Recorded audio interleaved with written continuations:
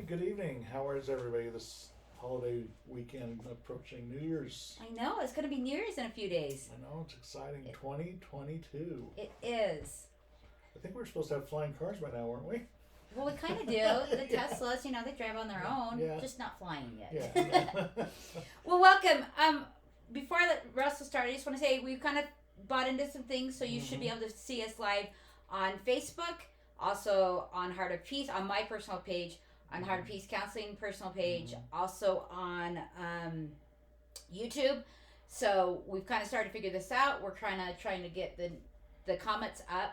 Just so Russell knows, when we ask your questions, there's going to be about a 20-second delay. Okay. So when we ask, your questions will come in about 20 seconds after we see it because of the delay. Okay. So we're not trying to ignore you. We're excited, but we do have it up, so we should be able to see all your comments. Let me just double check that I have, all the comments. So any of you want to say hi or anything, we can make sure that works. I can even, if I remember right. Well, no comments yet. Okay. But Well, good. Well, Terry, we've talked about something pretty interesting this week, and that is you would like to offer group therapy. And let's talk a minute about that and what you envision that Okay. being and how we can help some folks here. Well, one of the things in group therapy is the price. The price of group therapy is a lot less than individual. To see me at an individual rate, my discounted cash rate is $140. It went up from $135. I do a $5 increment every time. So to see me for an hour, it's $140 cash. That being said, group therapy can run anywhere from $25 to $50 a session. Sometimes, often being a group rating. So this is something that we will be looking at as we announce it at the pricing. But in regards to what we're talking about, we recently have noticed here in Utah County, and kind of in the Salt Lake area, that there isn't really a grief group, at least for adults. Yeah. There's some kid ones, there's ones that adults go to, but we've been talking and we feel like there's a need for us to do a grief therapy offering. Yeah, and something that we'd like to do is try to match you to the level of grief that you're in. So, for example, if you've lost your spouse within a certain range, we would maybe lump you with that group. And if you're 5-7 years out but still struggling a little bit, maybe lump you with those folks. But the key is to put you with folks that understand along with you, of what you're going through, and share shared experiences and different things, and maybe even different things that you found that can help people. I did. One of the things of how this kind of got talking about is we were talking about that there wasn't a need in our grief group and stuff. There is a need, but there wasn't one being offered. A solution, Yeah. And it made me go back to, I jumped right back into school after I lost my husband. I was right back at UVU. I lost Dana in February. I was back in school that following semester, spring semester. I think it was spring or summer, whatever they call it at the time. Yeah. And I was really lucky that one of the therapists was doing a grief group. And one of the things about the grief group that I've learned is grief doesn't have to be death. No. Grief is loss. Loss can be loss of infertility or being able to conceive a child or miscarriage. Loss can be a relationship, parents, even a dog. Yeah. We had people in the group, it was usually 0 to 5 years, but we had people that it was all sorts of, we had some who had lost boyfriends, we had some that lost pregnancy, we had me who had lost my husband, we had another person who had lost a family member. So there's a lot of different types of grief. So I don't want you guys to think that this is just for those who have lost a spouse. Yeah. Loss is loss, and I will say one of the things that we do in society that I disagree with is we compare losses. That my dog loss is not as important as your parent loss. When the truth is, to that person who's going through it at that time, it can be just as traumatic and just as powerful for them being a group to be able to process that. Yeah. Because loss is loss. And how you experience it and what your body goes through is very similar. And so what I'd like to do is kind of bring some of the things that I did, which is art, music, things like that, to really find the different ways to process. And so we're looking at starting that. Probably it might be in March. I don't know. I'm going to get up and running by February. Yeah. But we're going to try to get some flyers out here in the next couple of weeks so you guys can. We will have discounted rates if you want to pay for the whole group. If you only want to come to certain groups, you can pay.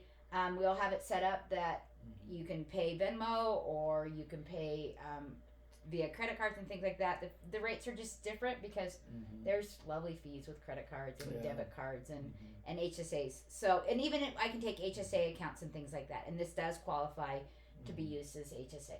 So that is one thing that we're going to be moving forward with.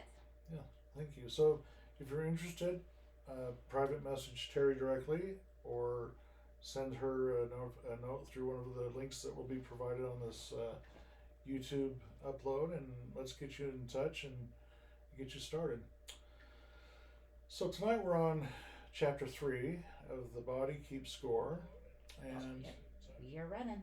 Are we running? Okay. Yeah, just pulled it up. I could hear it, so we are running. Okay. So Terri, let's just jump right into chapter 3 here. We talk about the Brycos area of the mind. What is that exactly? So this is the area that can be affected regarding trauma. And now my brain just went blank. I was like, now I'm thinking about area 19, and I'm oh my goodness, remind me what that part of the brain was. Well, we have our left brain and right brain. Yes. And the right brain is which controls. Oh, so the Brycos is the area of the mind that. Sorry, my brain came back. Yeah. Sorry, I had way too much going on in my brain for this chapter. It's the part of the area of the brain that can't put your thoughts and feelings into words. It's the ability to be able that we have, like I have a thought right now, so I'm able to put that into words to communicate for you. So it's the part of the brain that allows that to sync together and happen. And so with trauma and events that you're going through, that can get messed up, even to the point that the book referenced that it can be very similar to a stroke victim, that it can be a stroke victim, that the Lazarus of lesions of a stroke can be very similar to the Brycos area and how it responds and how it limits that ability to be able to take your words and thoughts and put it into vocabulary, being able to, which again really is hard, because think about those times when you've been through something and you just can't talk and you feel like you're losing your mind. You feel like, what the hell? Like, what's happened to me? Because you can't express it. You don't know how. It's because this part of your brain has been affected because it's not sinking. The ability is hijacked. So that's probably why a newborn baby cries so much, because they can't verbalize what they're feeling. They just know they're miserable. Yeah, and they don't learn about verbalizing until around 18 months to 2 years. When they start being able, again, that's off, but usually they start talking, say mama, dada, but the language development of a child advances and they're able to put more things into words. Yeah. But could you imagine trying to communicate what happened as a 1-year-old being raped when you don't have even words to do it?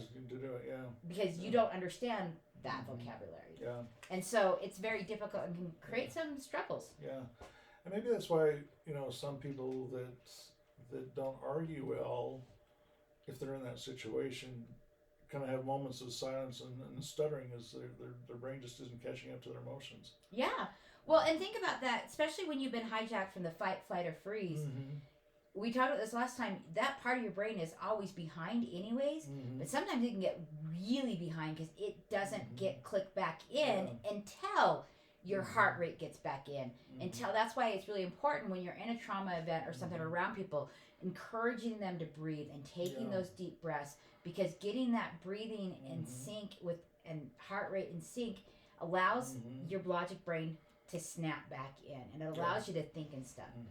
But it also talks about within the book that when that happens, because it's been hijacked, that your body can't really talk it through. There's those few minutes of just kind of feeling stunned. Well, not just stunned, but just talking it through and processing. That's why oftentimes we say talk therapy does not work for processing trauma, because your brain that talks wasn't even there for the moment. And so it can be very different, and that's why we do these other types of therapy, because your brain isn't there. That part of your brain's hijacked and off in la-la land, because it's only trying to survive. Okay, that makes a lot of sense. So, yeah. Okay. So what do we mean when all trauma is pre-verbal? What is that? What do we mean by Again, that? it goes back to what we were just talking about, is that the trauma happens and you don't have the vocabulary. That part of your brain, the Brycos that got hijacked, doesn't allow for that vocabulary to be able to put in. And have you ever sat with somebody who's telling you about a traumatic moment and they just are like, I can't explain it, I can't put it into words because it's not the ability. Pre-verbal means it's before we have the ability to talk.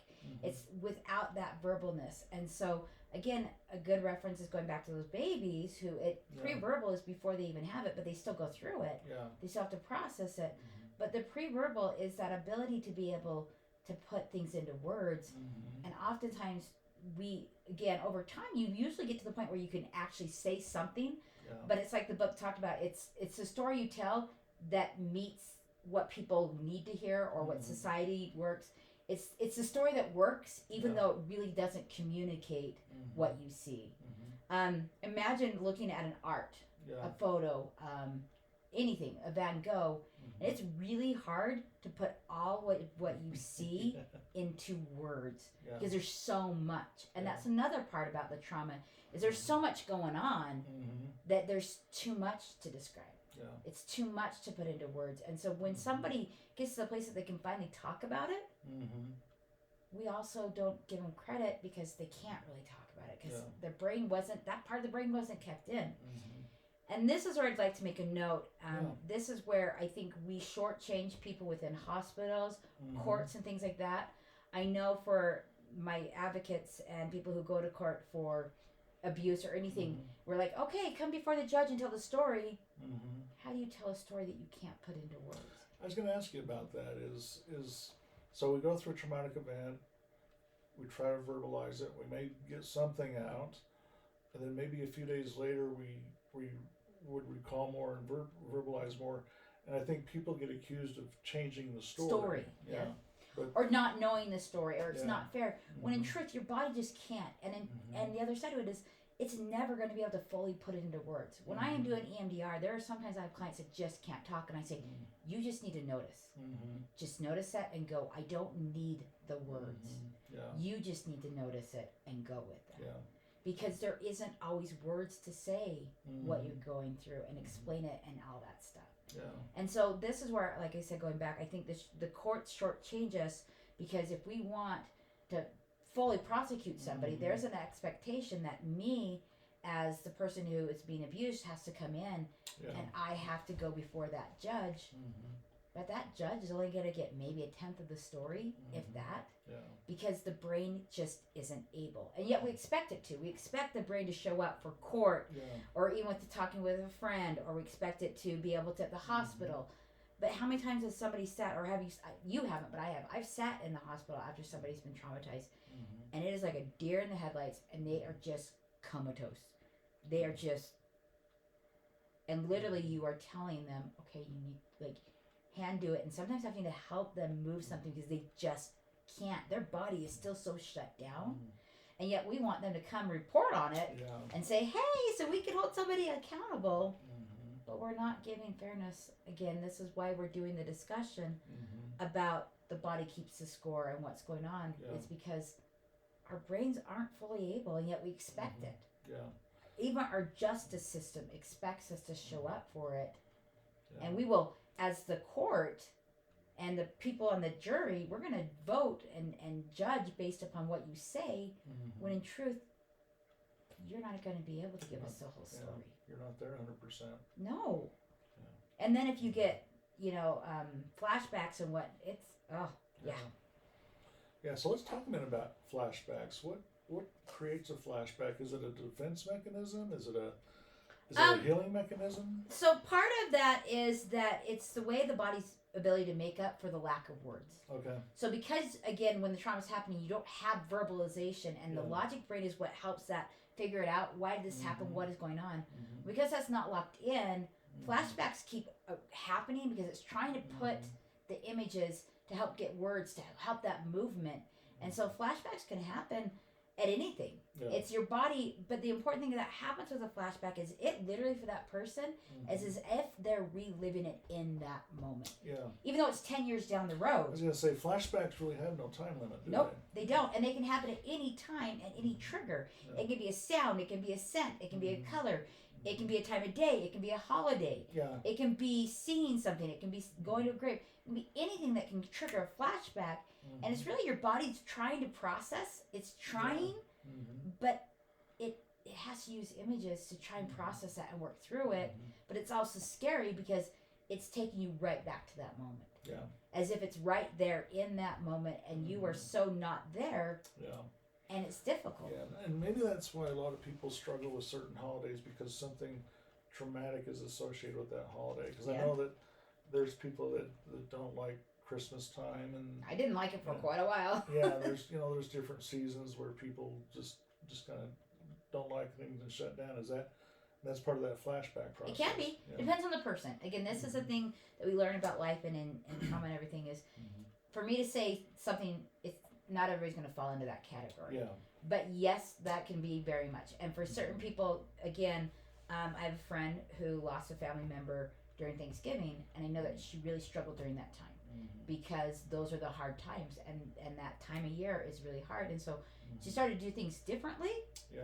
But in doing things differently, there's still those moments because you can't take Thanksgiving away. That memory is connected with that, and so that's why it's hard whenever I see the car accidents and stuff that happen at holiday days, because you already have the addedness of what a holiday is and things like that. And so it's horrible. I almost swore.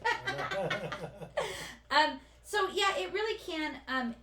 The other thing though is that you can also have somebody be very present and still be in a flashback. Oh yeah, Like, I've seen that. Have them be here and they can tell you they're still in the room and everything, but they are in that flashback thing too. And so just because of flashback, some people might be in it and not even realize they're in the room, and other people can be in the room and very coherent that they're in the room and still be in that flashback. I've seen that with people that are fairly new to the traumatic event, that it was recent, and it's just like you're saying, their body's present, but their mind is still processing what happened, I suppose. Yeah. Well, and the other side of that again is you have to remember a flashback is hard. Somebody's going through it.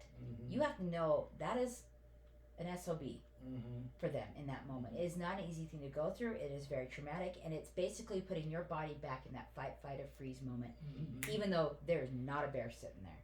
But that flashback has created that bear in and your body's responding to it, and it's reliving it, and it's there. Yeah. And that's why flashbacks are so hard, because they're draining, they're tiring. And if you're having them, and some people have flashbacks in their dreams are there, and so they wake up and they're never refreshed and never getting good sleep. Or we've seen this, again, we reference the Widow Group, but I've seen with my clients, where I have clients come in and they've only had a couple hours sleep because they don't like sleeping because of the memories, because of the flashbacks, because of reliving it in their dreams. And that's the scariest place for them, and so they will do anything not to sleep, which again causes problems because they're not sleeping. Compounds the problem. It's a crazy thing. Yeah. So, Yeah. but the other thing, with that added part, just kind of looking back at my notes, is that in that moment of the flashback and going through that, is that people can be so, they can be screaming in terror. They can be screaming out for their mothers. They can be just so traumatized that they're verbally aggressive and things like that and trying to get away and stuff. Yeah. But you also the other side where they are just comatose, mute, just their whole body is shut down. Yeah. Again, fight or freeze, fight or freeze. Oh my goodness, didn't want to come out right. Fight or freeze. So sometimes you will see the freezing. Sometimes you see the fighting, and sometimes you see the running, which is the flight. And so understand any of those can be going on with a flashback. It doesn't have to just be acting it out and things like that. Yeah. Well, that's good information. Let's talk about a little bit about the left brain, right brain. Okay. And what those functions are and how they affect us. So what do you know about the left brain? Well, to me, the left brain is the one you don't see, the dominant, or excuse me, the not dominant side of the brain that kind of stores things, and your right brain is the thinking, the emotional. A little different. Am I right or wrong? You're a little wrong. So your right brain is your emotional brain. Mm-hmm. Your left brain is your analytical brain. It's the Okay. thought brain. And Mhm. so you're gonna have like oftentimes we refer to like the math brains are the smart Mhm. ones. The, Mhm. the smart people, the math, the science, they're the left brain. Mhm. The artsy and da da da da are the right brain. That's where your Mhm. emotions and stuff are. Okay. And so what's interesting left is we say right brain, left brain, Yeah. but they really sync. They Yeah. work Mhm. coincide. There Yeah. isn't a one or the other. And in fact, you see that with TBI, which is traumatic brain injury, Mhm. is you can have somebody or a stroke or something where one side of their brain is affected, and it will affect things because it affects the synciness. It affects how they play off of each other. So even though you're a right-brained person, it doesn't mean you can't have emotions and don't Yeah. have those things. Mhm. So your right brain is the emotional side. The Mhm. left brain is the logical side. It's the side that really it thinks it through. It's the part of the brain that I want to understand this. A plus B equals C. Things like that. Where the right brain is your art brain. It's the creative brain. It's the thing like that. And so there are different parts of your brain are going to be affected with parts of the trauma and what you go through. Again, remember that left brain is going to kind of be a little behind because that logic part of your brain, it's a little back. It's a little behind. That doesn't mean though that it's not trying to sync up. It doesn't mean that it's not there. It's just gonna lag a little bit sometimes. You're gonna have more things over in that. And so then we think we're going crazy because we can't put words together, right? Yeah. But it's just our brain stinkiness. Mm-hmm. And does trauma affect people differently if they're, say, geared to be a left brain or a right brain person? Does it catch them one way or the other? What do you mean by differently? So say I'm a dominantly left brain person. I'm analytical. I'm very sciencey, Okay. and I experience a traumatic event. Is my trauma going to be resolved in a different way than a right brain person? Sometimes. Okay. But what I've found is that usually when I have very logical people that come in, like kind of the autistic and stuff, they really want to talk it through in logical ways, and they struggle allowing that emotional side and things like that. And so we really want to spend time trying to help the emotional side come in, because in truth you need both. And this is why I love EMDR, and I'm actually going to kind of be a visualization here for a second. Yeah. My pump. So right brain, being with EMDR, you have your left side and your right side, and that bilateral stimulation, it's not just hanging out on the right side. Yeah. It's a bilateral stimulation because in order to heal, you need to heal the left side, you need to heal the right side. And so I love the EMDR and other forms that use that bilateral neurofeedback as too. Yeah. Even yoga and stuff, that movement is right and left because it needs both parts of your brain. And so in truth, everybody's going to, it might affect you differently, but you're still going to need the same things to heal. You still need to connect to the emotion. And in truth, I actually find my mostly right brain people, they do a lot of talking to kind of shut down the processing. Okay. Their thinking parts overthink in order to kind of protect them. And so it can be really difficult sometimes because we want to get that emotional side. We want both sides of your brain to be able to process it. Okay, excellent.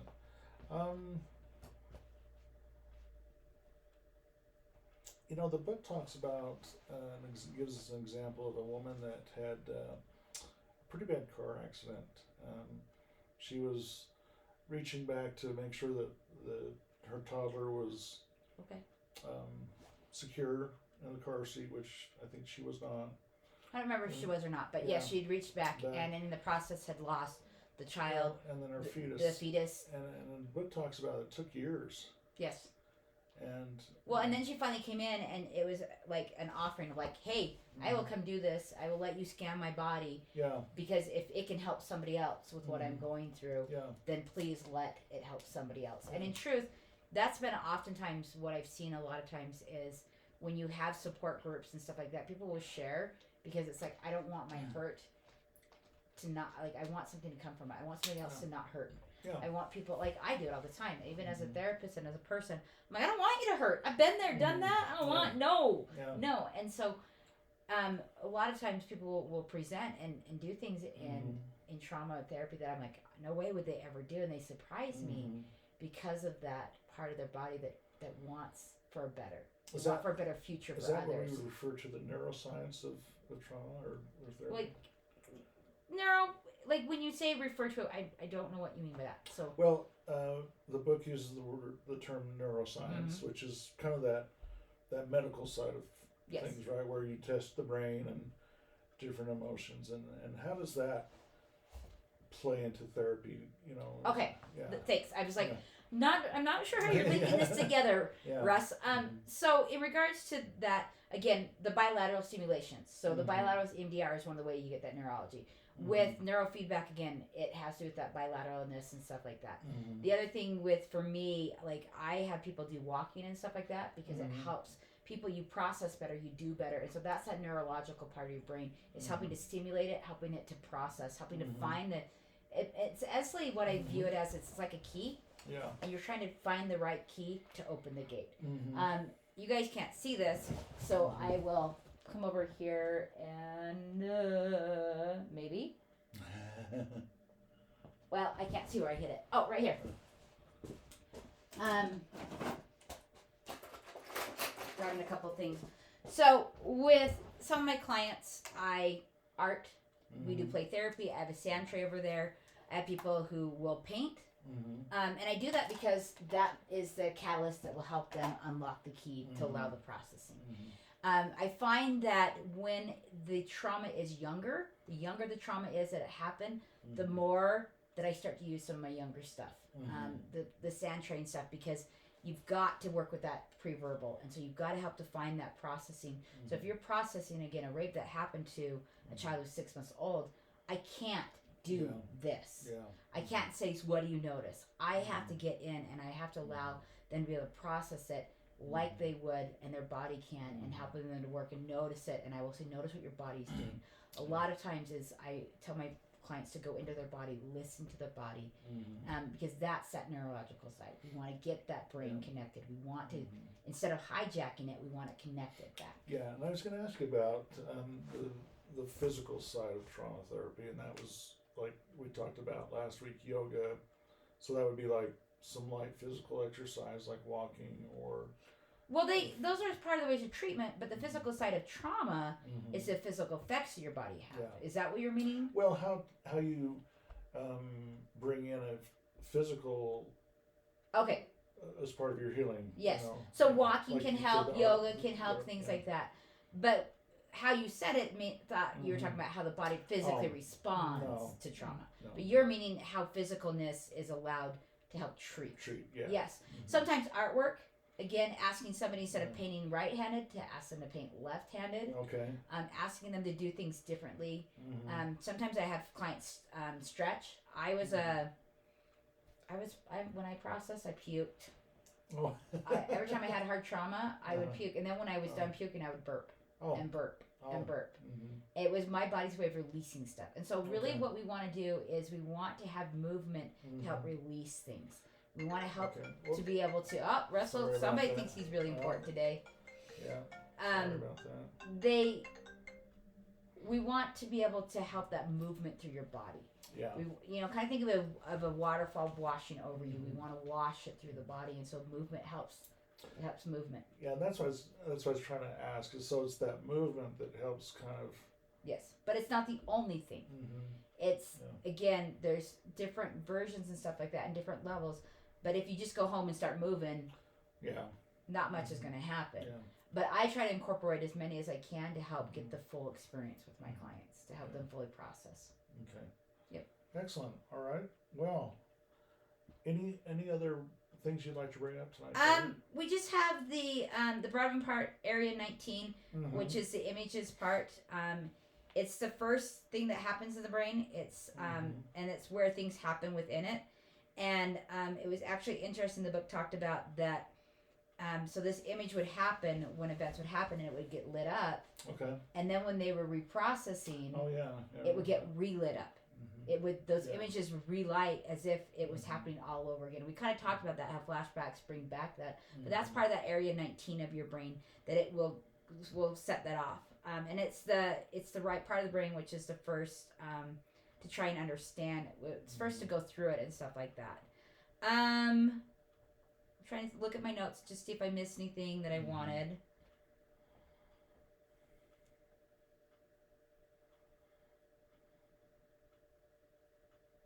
I just want to bring up just how disabling it is to the brain to go through Oh yeah, let's talk about that for a the minute. trauma and everything. It's just really hard on the brain. It can really shut the brain down. People end up feeling like they're crazy, that they're really having a hard time, and things aren't working and stuff like that. And so it can be really difficult to be able to have that, and it just it's difficult. I think we undermine how much trauma can affect the body.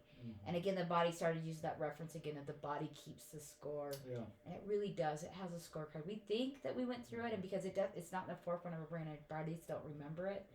But your body has a memory network that just can't be beat. It can't. And so it is really traumatizing to go through, and think the magnitude of the trauma, to go through a trauma event and then not even be able to describe it, or be able to process it, or be able to put it into words, or it causes you to defecate, or it causes you to puke and things like that. How degrading that is on your body, and more traumatic when all you're trying to do is process and heal. And so that's why I think it's really important to just remember how important it is for safety, how important it is with other people and everything to feel safe and to bring about safety, because we need that to process. Good, excellent. So we want to open this up for a few minutes. If you have any questions or comments, go ahead and make a comment. I'm going to try this out. And remember to like and share these videos with other people that you know, because so we can reach a broader oh base. yep, see, Yeah. so your comments will show up to us and we will see them. So anybody, our couple of viewers, we have a couple of people on Facebook. Oh, excellent. Good. Okay. So we're just gonna give you a moment.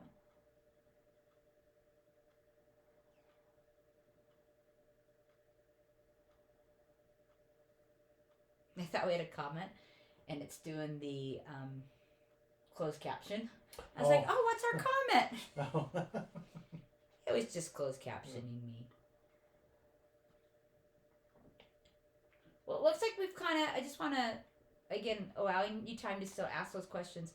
Looks like we have things set up, so now we can really kind of see your questions. I have the screen set up that we can see that. We've got it set up that we can multi-post to a lot of different places, so you'll be able to see that. We're going to repost it. We're going to start getting it. We're finally at the place where we're starting to get into the good stuff. Yeah.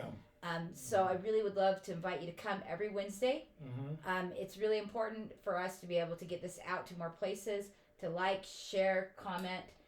Not just on my Facebook page, but also on, which is Heart of Peace Counseling. Heart of Peace Counseling, our YouTube channel. Which is also a YouTube channel, which is Terri Talks Therapy and Trauma. So liking and sharing on both those. Every time you see us post, share it. That gets us the wheelhouse of being seen, and so many people could benefit from this. Yeah. And if you're interested in the group therapy aspect, please reach out to Terri and let her know if you're interested in that. And I think it'd be another good option for people to pursue. Yeah. And we'll get the flyers up and things like that. And we do have, looks like, how do you help someone? This is from a friend. It says, how do you help someone who's having a flashback and it wakes them up? So the first and most important thing is make sure they're safe. Make sure if they're in the bed that they can't roll off and things like that. When they wake up, one of the things that can be most helpful is making sure you know where something is that they're familiar with. So if they have a certain blanket, if they have a certain smell, there's something that they will ground to. It's really important to have that of what they will ground to. The other thing is being present and saying, you're safe, this is where you're at, and keep talking. Again, this is where proximity, you don't want to be far away from somebody as possible. You want to be close. This is where a soft touch can be really powerful, because you want them to feel that. You want them to be and say, this is your mom, I'm here. Again, it's really hard because sometimes when somebody's in a flashback, it can set us off. So we want to be aware of our own personal voice, our own mentality, and where we're at. If you come in yelling, Wah! It's going to set them off more. It's going to be more scary and things like that. But this is where it comes down to the grounding things. So smells can really help. If there's a certain smell that helps them calm down, like I love lavender. Lavender can really much. But the biggest part about it is you want to help them to come back present as quickly as possible. And that's where you want to breathe with them. You want to coax them. Sometimes a wet, moist towel. Something, again, that shop. My favorite, I have these in my office everywhere. Mint is a really great thing. These are the green ones that I love. But, now I can open it. But this is a great thing, especially when somebody's processing about trauma, because that smell, it's like that mint taste. And again, not everything. It really kind of needs to be one of those mint, because it really is like, taste to your mouth. Yeah. And it helps you know you're present and alive. And putting that in there. And so putting that in the room and asking them and seeing if they will take one. And again, it can be sugar-free. These ones are not. But that mint and then that smell really helps to bring them back and bring them back present. And I like what you said is don't overreact to their reaction. I think if you can be peaceful and calm, because it could happen in the middle of the night and you're upset because you were sleeping. You were sleeping and you got scared. Up and you're reacting to that. But I think, I like that you suggest to be calm and present. And I just want to say, like, right now, literally having this, I can feel it on my tongue. I can feel it in the back of my mouth. I can feel it. And so I have these. I have regular ones, too. But these are my number one go-tos. And people in processing, they're really good. And I use them with EMDR a lot because it helps you to be present. It helps me to go, I'm here. I'm up. Like, that movement, I can feel that. I can taste that. And then you get the smell and the senses with it, too. Again, think of the things that help you to be present. Smells help you to be present. Yeah. Talking when they're ready. But again, don't rush things. Yeah. The biggest thing, though, is help them to see they're safe. And it can be really beneficial to say, you're safe. Yeah. I'm here. I've got you. I've got you. You're safe. I'm here. The other thing that you can do when they can finally talk is get them to tell you what they see. Use the five senses. What do you see? What do you taste? What do you touch? Another technique that I've taught, especially when they're afraid, is have them look forward and go, do you see anything that's unsafe? And right now, Russ, do we see anything in front of us that's unsafe? No. Look behind you. Do you see anything you notice unsafe? No. Anything to your right? Well, Russell might be joking. No. Anything to my left? No. And so helping them to acclimate where they're at and in their room and to bring them back and to notice. It helps them bring present and also verbalize. Don't just have them shake their head, but verbalize and say, yes, like they can see and orient that they are safe, that they are present. Excellent. Okay. Thank you for that question. It was very insightful. Appreciate that. Good. I'm hopeful. Again, one of the things we also ask you is if you see the advertisements, like and share, encourage.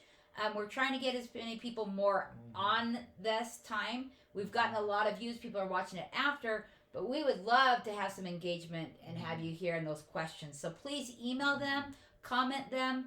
But we would love to have more people actually here in the moment. Yeah.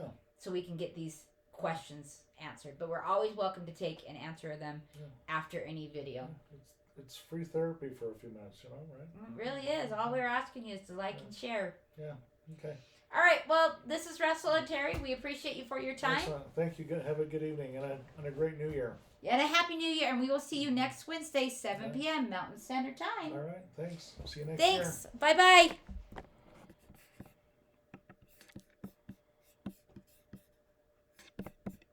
Have to finish.